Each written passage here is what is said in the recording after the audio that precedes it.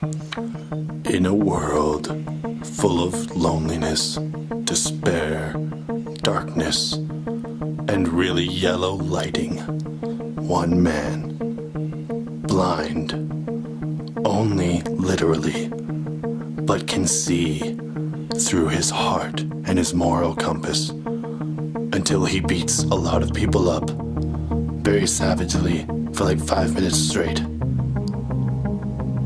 Tune in to Season 2 of the morally ambiguous superhero, Daredevil.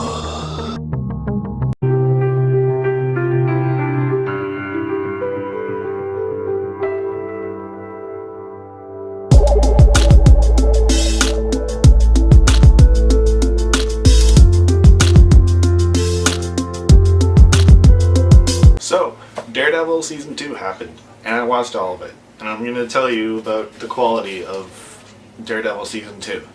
Straight up, it's pretty good.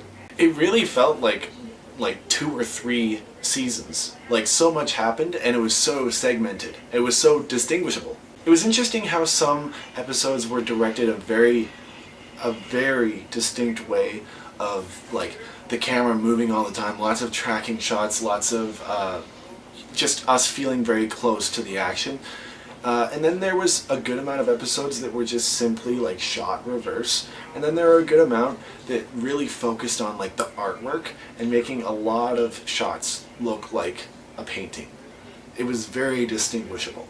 In this season of Daredevil, so many things happen to each character that it's actually a little bit frustrating that there's as many storylines as there are. I think it would be awesome if you retain how much happened to each character, but concentrated in one storyline, kind of, so it's not as frustrating to view. Luckily, the season takes place very quickly. It's a very quick chronology. But each character does have a pretty good character arc. That's the thing.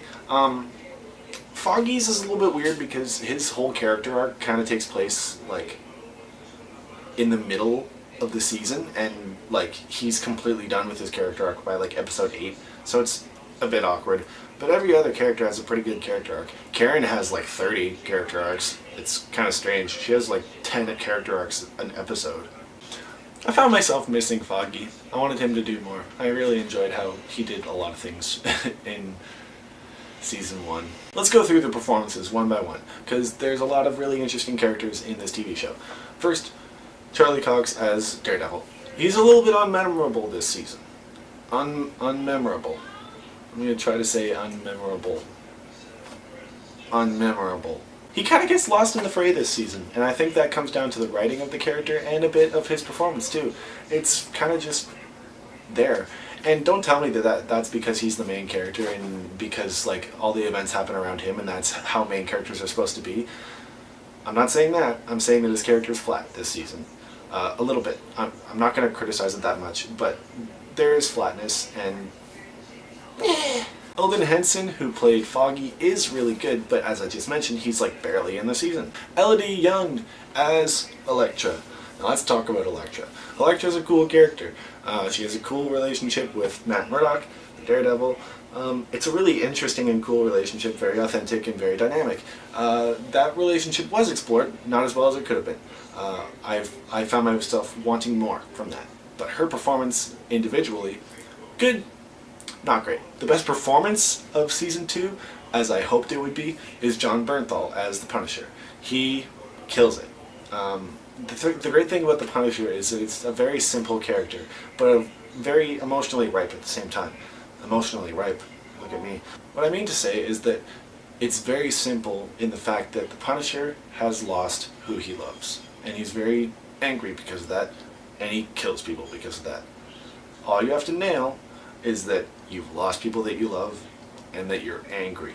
And Jon Bernthal nails it. He nails it like hammers in a wall. That's Jon Bernthal playing the Punisher. That's it. I was really obsessed with the way they shot the Punisher. It was awesome. They used so many shots of him right in the middle of the frame. And like with slow zooms or nice close-ups with his face right in the middle of the frame. And like him alone in the frame.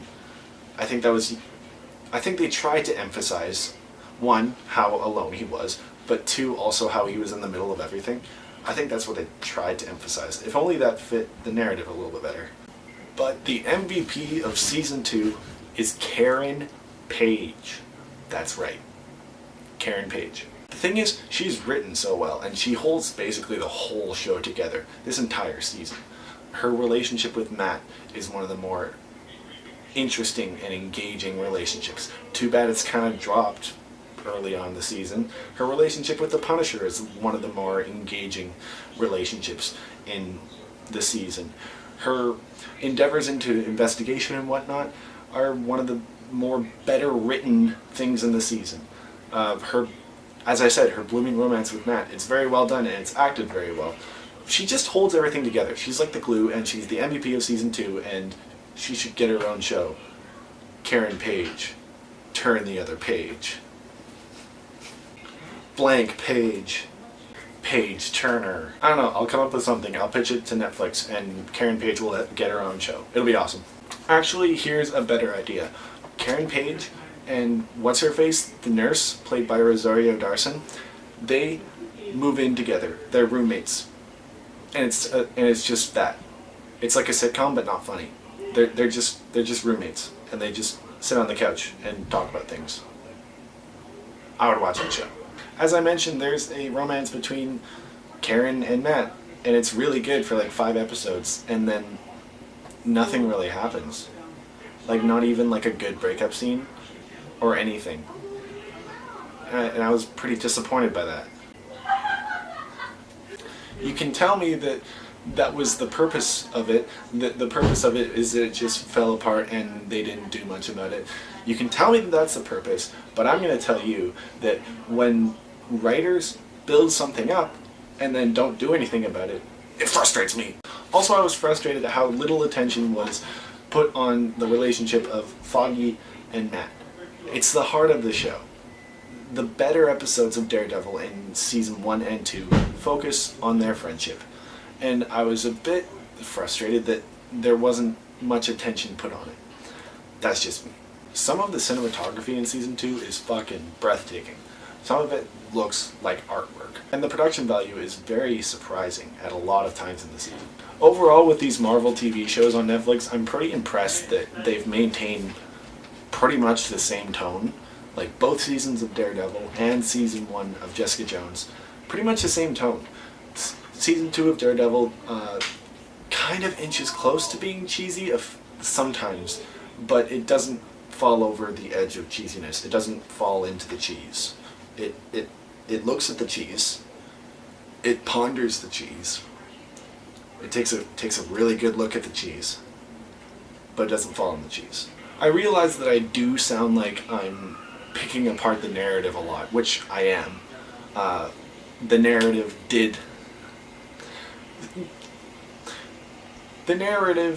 did confuse me a lot as to why they didn't go for what I thought would be a logical choice. And I'm not saying that I know everything, and I shouldn't even say logical choice. I just mean that sometimes a lot of the story points were very predictable, and sometimes I'm like, what the hell are you doing? Why aren't you putting enough attention on the heart of the show or the most important parts of the show?